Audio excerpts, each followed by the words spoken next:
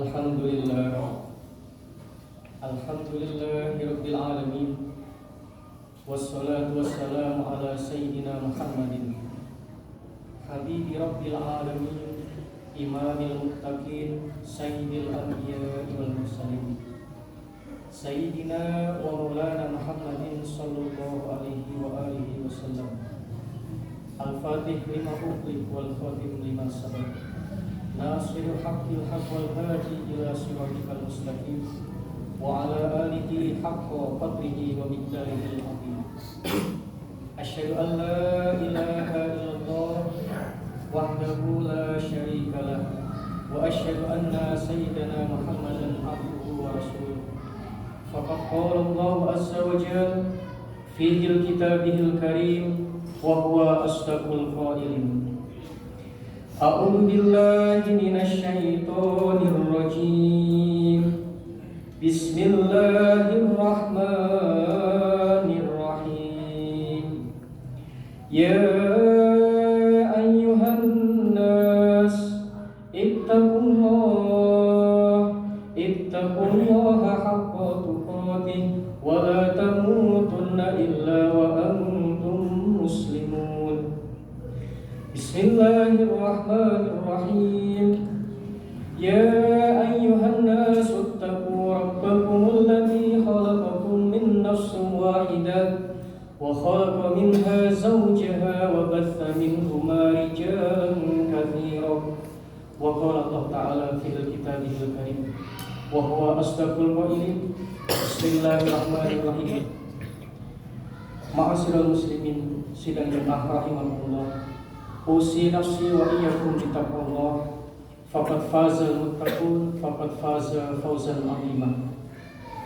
Lantunan segala puja dan puji marilah kita haturkan kehadirat Allah Subhanahu wa taala, sehingga di waktu yang penuh dengan kemuliaan ini, penuh dengan kasih sayang Allah, kita dapat melangkahkan kaki, kita dapat berkumpul bersilaturahmi untuk memenuhi panggilan Allah Subhanahu wa taala, di mana kita akan mengkaji sejarah yang telah mungkin berlalu puluhan hingga ratusan tahun yang lalu.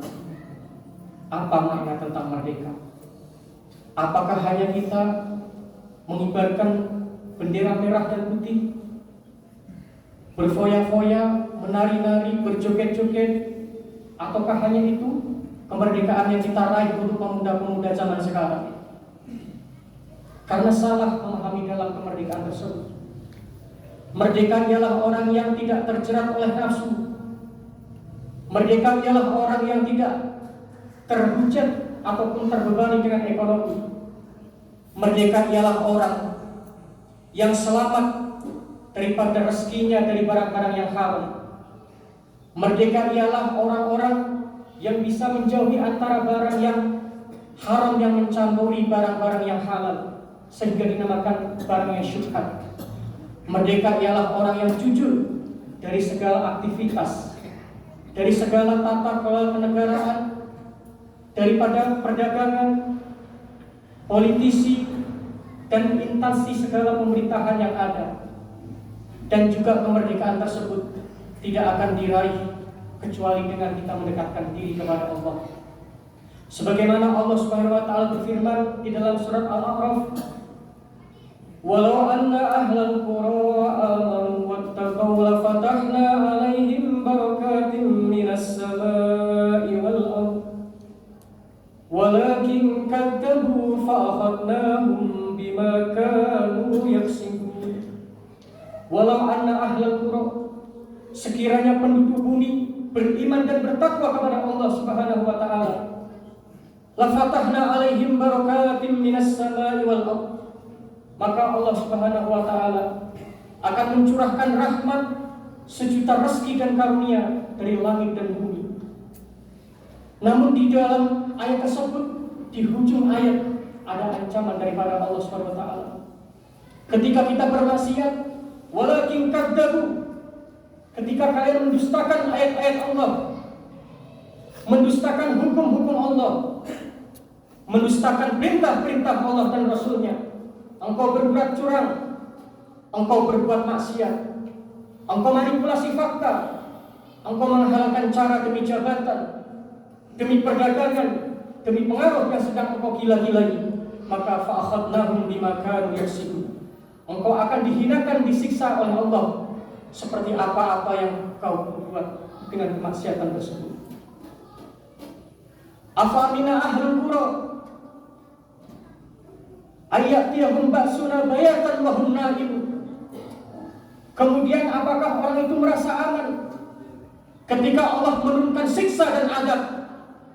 Ayyatiyahum ba'suna bayatan wa hum naimun. Ketika mereka telah tertidur lelap tanpa daya dan tanpa yang mereka duga-duga, mereka ditimpa azab di tengah malam. Awamina ahlul qura ayyatiyahum ba'suna duhan wa hum yal'abun.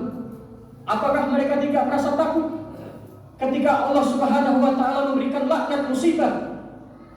Allah timpakan mereka di waktu pagi ketika mereka sedang mengais rezeki dan mereka sedang bermain. Afa aminu makrallah fala ya'manu makrallah illa al-qaumul khasirun. Mereka ingin bermakar kepada Allah Subhanahu wa taala, namun tanpa mereka hayati, tanpa mereka sadari, balasan daripada Allah lebih kejam dan lebih membinasakan. Kemerdekaan hanya diketahui sebatas mengibarkan bendera semata. Dia tidak mengenal apa itu kemerdekaan. Dari Samudra Pasai, Sultan Maulana Malik As-Saleh, beliau yang rela hartanya, jiwanya, raganya, hingga negeri sarang di Mekah ini dikenal oleh dunia, hingga berketurunan anak-anak cucunya. Mereka orang-orang yang berjasa, namun bukan hanya berkata, namun berjuang. Rela hartanya habis, rela nyawanya terancam, rela tenaganya habis dan terkuras dan umurnya habis demi menegakkan kalimat Allah Subhanahu wa taala. Kemudian di Jawa ada kerajaan keturunan Majapahit yang kelima, yaitu Raden Patah atau Sunan Ampel. Dari situ menurunkan generasi kerajaan Demak Bintoro, kerajaan Mataram, Kesultanan Banten, Kesultanan Cirebon, sampai ke Ternate Maulana Babullah. Jadi kalau kita mengerti apa itu tentang kemerdekaan, kita salah kaprah.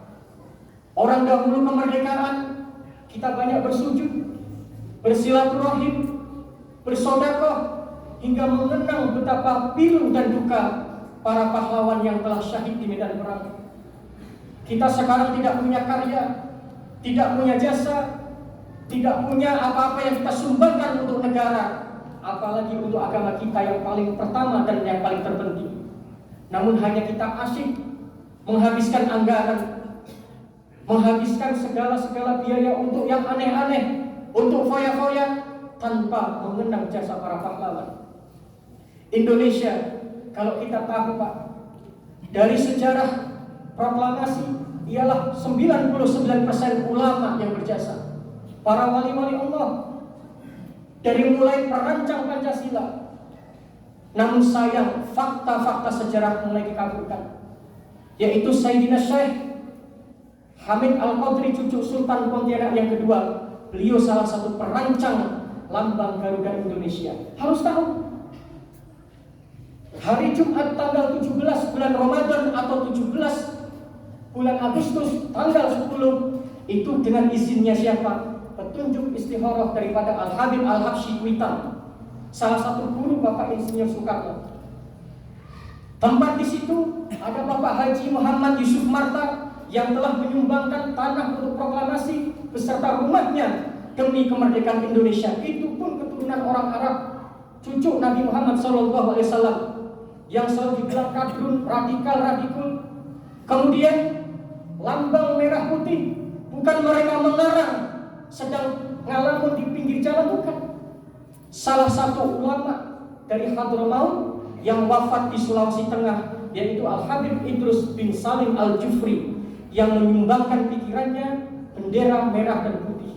Karena mereka mengkaji bahwa Nabi Muhammad SAW di akhir kitab Sahih Muslim menceritakan di situ bahwa pada suatu saat Nabi, ada orang yang sangat mencintainya, amanu bi walam yaruni, yang beriman kepada Nabi, tapi mereka sayang tidak melihat Rasul. Mereka sangat cinta kepada agama, yaitu mereka orang-orang yang memiliki panji al-abyad wal ahmar, putih dan merah atau merah dan putih. Disitulah dimasukkan untuk sebagai lambang negara kita, Indonesia, merah dan putih. Kemudian lagu Indonesia Raya dibuat oleh Al-Habib Muhammad Hussein Al-Tohar dari Semarang, sama cucu Nabi Muhammad Sallallahu Alaihi Wasallam. Jadi kalau kita bongkar sejarah, 99% jasa ulama. Jadi sekarang anak-anak sudah dihilangkan. Sebelum adanya Tentara Nasional Indonesia, itu yang namanya TKR, Tentara Keamanan Rakyat. Sebelum itu namanya Tentara Rakyat Islam. Sebelum itu namanya Front Hizbullah, Front Mujahidin, Front Sabilillah. Kemudian setelah itu baru dibentuk menjadi Tentara Nasional Indonesia. Itu ulama. Makanya kalau kita mau menjadi ulama, kita melihat ulama yang garis lurus. Walaupun mereka dianggap sebagai penjahat oleh Belanda, namun mereka dianggap penjihad oleh orang-orang Muslim dan orang-orang beriman. Walaupun mereka dibilang orang yang membangkang, namun mereka sangat dikenang di hati orang-orang yang beriman. Kalau kita mau jadi aparat, kita lihatlah Panglima Kiai Haji Sudirman, salah satu kiai pengajar di Jogja, Jawa Tengah. Itu kiai. Kemudian Pangeran Diponegoro, kita pun tidak tahu nama aslinya. Bahkan pernah dilihatkan karomah daripada pertolongan Allah. Ketika mereka dikejar oleh Jenderal Malabi, mereka bisa berjalan di atas air dengan kudanya di Sungai Rawabening. Itu bukan kisah bohong, nyata. Dengan izin Allah. Namanya Syekh Abdul Hamid, itu Pangeran Diponegoro. Kemudian semuanya ulama kalau kita cerita. Makanya kita harus tahu apa itu sejarah, apa makna dari Pancasila. Makanya para wali songo, mereka dalam berdakwah itu ada 4 fondasi. Kalau kepingin sukses, Islam itu tegak, Islam itu bisa bermanfaat untuk umat, dan kita dijauhkan dari penjajahan dan penistaan sesama bangsa dan negara. Yaitu 4. Apa yang pertama? Berilah makan orang yang kelaparan. Insya Allah prinsip yang ke depan itu, ketika kita sudah dermawan, asah, asih dan asuh, kita banyak punya murid, kita dikenal kebaikannya, kejujurannya, karena kita jangan pun kepada manusia, kepada hewan pun kita diajarkan kebaikan. Yang kedua, berilah makan orang yang kelaparan, yang pertama. Yang kedua, berilah baju orang yang telanjang. Maksudnya apa? Lindungilah mereka. Anak-anak yang sudah saatnya menikah, bantulah mereka, baik jodohnya, rezekinya, agar mereka terselamatkan daripada kemaksiat. Bukan hanya kita keluar-keluar, nangkep sana, nangkep sini di kebun, di tengah jalan, tapi tidak pernah kita peduli kepada generasi yang sudah saatnya menikah, kepada generasi yang tidak mampu belajar, kepada generasi yang mungkin tidak mau berobat atas sakitnya. Yang ketiga, berilah petunjuk orang-orang yang bodoh atau orang yang kesasar. Maksudnya apa? Ketika kita punya ilmu, jangan hanya kantor-kantor yang megah, jangan hanya sekolah-sekolah yang mewah, namun kita perlu menyampaikan agama ke pelosok-pelosok negeri yang mungkin belum tersentuh oleh dakwah. Yang keempat, berilah naungan orang yang kehujanan. Maksudnya apa? Ciri-ciri orang muslim itu, Baitul Wasi'ah itu rumahnya luas, bukan untuk kesombongan, bukan untuk kedurhakaan, namun rumahnya lebar ini untuk menampung saudara kita, untuk mengadakan pengajian, untuk mengadakan silaturahim, untuk menyantuni, menaungi saudara ataupun anak-anak murid kita yang belum sanggup untuk mengontrak atau mencari ilmu. Itu 4 tiang itu. Makanya Wali Songo dari mulai Sultan Malikus Soleh sampai ke Ternate Sultan Babullah, sampai ke Banten Sultan Hasanuddin, sampai kemana-mana diterima, bahkan menjadi negara yang paling dikhawatirkan oleh orang-orang Yahudi dan Nasrani. Karena Indonesia ini pernah menjadi negara adidaya, Pak. Di zaman kapan? Sultan Malikus Soleh, kemudian zaman Majapahit. Itu seluruh negara takluk dan hormat kepada Indonesia. Namun sekarang kita seperti cacing yang kepanasan, tidak ada daya upaya, hanya diserak uang, diserak jabatan, diserak wanita, kita cakar-cakaran sendiri, kita saling curiga sendiri. Makanya Nabi Muhammad SAW, asas Pancasila itu apa?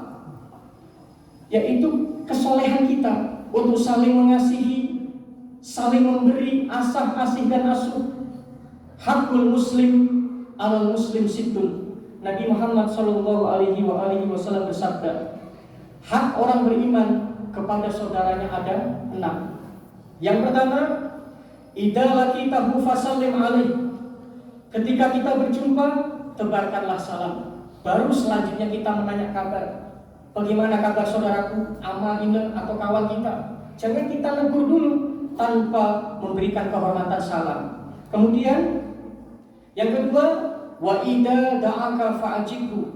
Kalau kita diundang kebaikan, selama tidak ada maksiat, mungkin kenduri, syukuran, selamatan, maka kita harus datang, wajib datang. Kecuali kita sakit atau ada udur.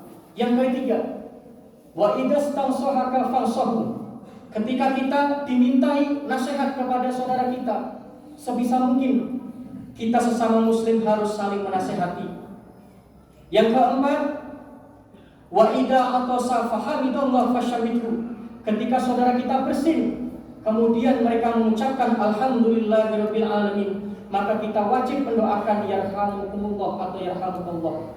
Semoga Allah merahmati engkau wahai saudaraku. Dan orang yang bersin tersebut membalas doa yahdikumullah wa yuslihu balakum. Semoga Allah memberi petunjuk kepada engkau wahai saudaraku, dan kalian pun diperbaiki akhlak dan budi pekerti serta amalnya. Yang kelima, wa idza maridu fa'udhu. Kalau ada saudara kita yang sakit, maka kunjungilah. Bukan hanya atasan kita, Pak. Oh, itu jenderal saya, nggak enak kalau nggak saya nengok. Oh, itu kepala sekolah saya itu. Oh, kepala ini saya itu. Atau bos saya, enggak. Atas nama kita kenal saudara kita sakit, kita wajib mengunjungi, Pak. Disitulah kekurangannya ataupun kelemahan Islam zaman sekarang. Yang keenam, wa idza mata fattabi'u. Kalau ada saudara kita yang telah wafat, salatkanlah, dan kalau memang ada waktu antarkanlah jenazahnya untuk ke liang lahat. Maka Nabi Muhammad SAW bersabda, orang yang sangat mengenal tentang ilmu, orang yang mau mengamalkan tentang apa yang telah didapat daripada ilmunya, maka hatinya selalu dijaga oleh Allah, meninggalnya pun akan dijaga oleh Allah, keberkahan hidupnya akan ditanggung oleh Allah Subhanahu wa Ta'ala. Makanya Islam, contoh, kita lagi berjalan, di tengah jalan kita tidak ada urusan yang penting. Ada orang tetangga kita di tengah jalan sedang mensolatkan jenazah. La ilaha illallah, la ilaha illallah, la ilaha illallah, Muhammadur Rasulullah, la ilaha illallah, la ilaha illallah, la ilaha illallah, Muhammadur Rasulullah. Saat hampir kita sebentar, 10 menit kita mengikuti sholat jenazah. Kadang kita ada tugas, nggak usah ngantar pun nggak apa-apa. Insya Allah matinya bapak-bapak sekalian, banyak orang yang akan mengenal, banyak orang yang akan menghadiahkan sholat gaib, banyak orang yang akan menghadiahkan Fatihah dan amal-amal jariah. Tapi terkadang tetangga kita mati, saudara kita mati, karena kita orang bisnismen, orang toke besar, jenderal terkadang, sibuk kita, cuman tengok saja, kasih uang 5.000, habis itu pergi dinas. Insya Allah matinya nggak ada yang mau genah sama kita. Saya dididik begitu. Kalau saya nggak ada waktu, kesempatan, saya cukup menyolatkan walaupun tidak kenal. Makanya di situ Nabi mengajarkan, seandainya kita tidak tahu yang disolati laki atau perempuan, usolli ala man shalla alaihi imam arba'a takbiratin fardhu kifayati ma'muman lillahi ta'ala. Karena nggak tahu yang mau disolat jenazahkan siapa. Saya niat sholat apa yang disolati oleh imam, 4 takbir menghadap kiblat karena Allah Ta'ala. Sholat, padahal nggak tahu jenazahnya itu laki ataupun perempuan. Disitulah kemurahan kita. Kita ini tidak ada yang berteman, bapak-bapak. Kita semua bersaudara. Cuman terkadang dengan silonya dunia, silonya kedudukan jabatan, terkadang kita lalai asal usul kita sendiri. 9.000 tahun yang lalu manusia itu bersaudara. Dari Nabiullah Adam alaihissalam, Ibunda Hawa alaihissalam, hanya kurang lebih 6 orang yang mengisi di dunia ini. Kemudian dilanjutkan oleh nabi-nabi berikutnya.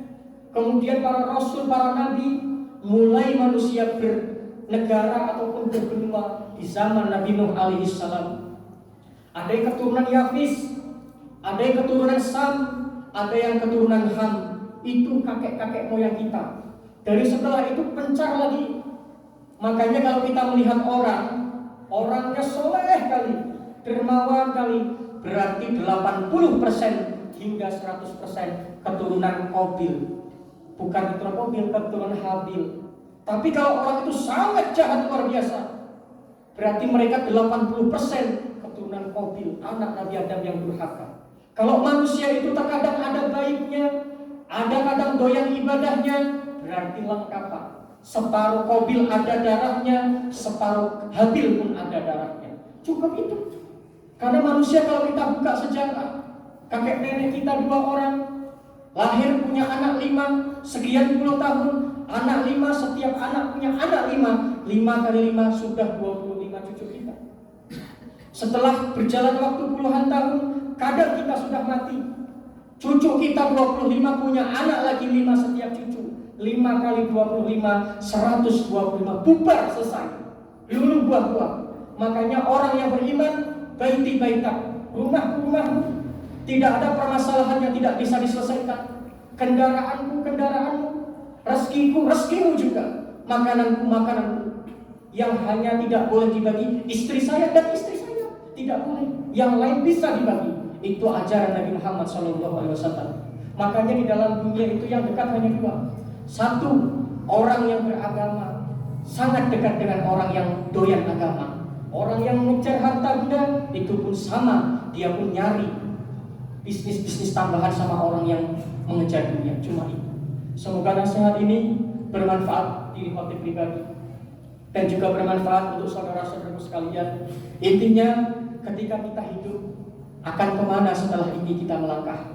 Hanya tinggal kenangan, nama yang tertinggal di goresan daripada batu nisan semata. Maka jadikanlah rezeki kita, umur kita, kesehatan kita, kekuasaan kita untuk mencari rahmat dan ridha Allah. Amin ya rabbal alamin.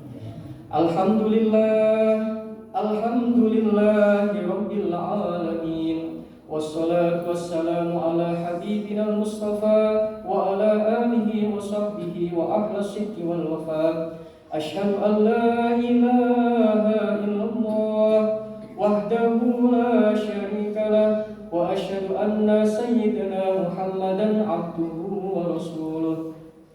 Ya ayyuhan nas ittaqullaha haqqa tuqatih wa la tamutunna illa wa antum muslimun. Barakallahu lakum fil Qur'anil azim wa naf'ani wa iyyakum bima fihi minal ayati wa dzikril hakim wa taqabbala minni wa minkum tilawatahu innahu huwas samiul alim.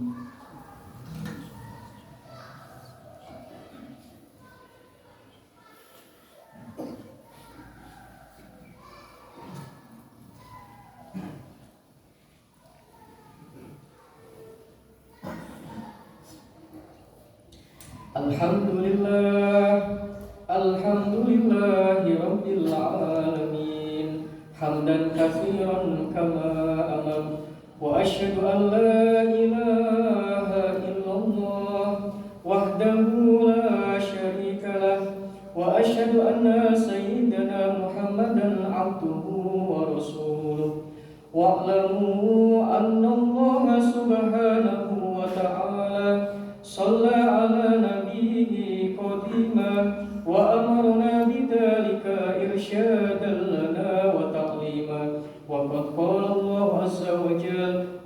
يزل قائلا عظيما إن الله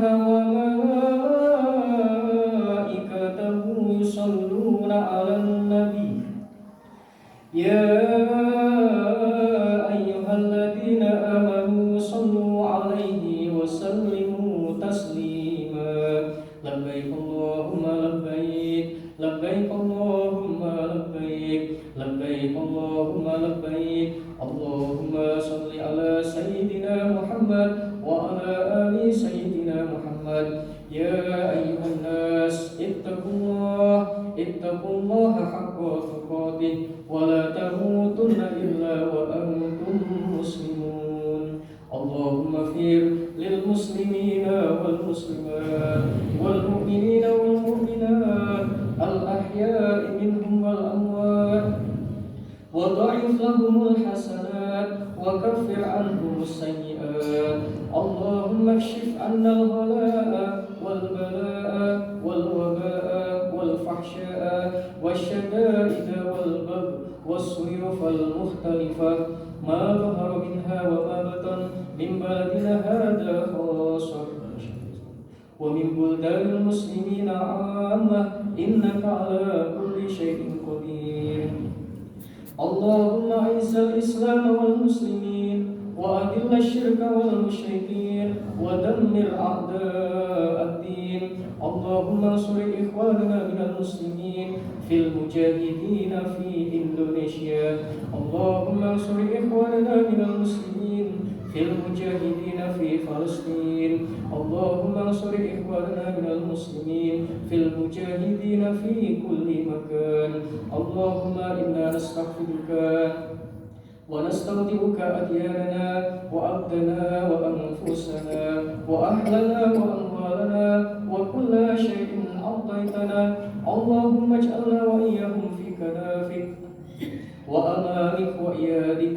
وجوارك من كل شيطان مريد وجبار عنيد وذي عين وذي بغي ومن شر إنك على كل شيء قدير اللهم جملنا بالعافية والسلامة وحققنا بالتقوى والاستقامة وعدنا من مجيبة الندامة في الحال والمال إنك سميع الدعاء ربنا ظلمنا أنفسنا وإن لم تغفر لنا وترحمنا لنكونن من الخاسرين ربنا لا تزغ قلوبنا بعد إذ هديتنا وهب لنا من لدنك رحمة إنك أنت الوهاب ربنا هب لنا من أزواجنا وأولادنا وذرياتنا قرة أعين واجعلنا للمتقين إماما رب اجعلنا مقيم الصلاة ومن ذريتنا ربنا وتقبل دعاء ربنا آتنا في الدنيا حسنة وفي الآخرة حسنة وقنا عذاب النار اللهم اجعلنا من المحبوبين وأبدنا من ديوان الهدى والمخلدين برحمتك يا أرحم الراحمين وصلى الله على خير خلقه سيدنا ونبينا محمد النبي الأمي وعلى آله وصحبه وبارك وسلم سبحانك اللهم وتحياتهم فيها سلام وآخر دعوانا أن الحمد لله رب العالمين عباد الله إن الله يأمر بالعدل والإحسان وإيتاء ذي القربى وينهى عن الفحشاء والمنكر والبغي يعظكم لعلكم تذكرون فاذكروا الله يذكركم واشكروه على نعمه يزدكم واسألوه من فضله يؤتكم ولذكر الله أكبر ثم أقيموا الصلاة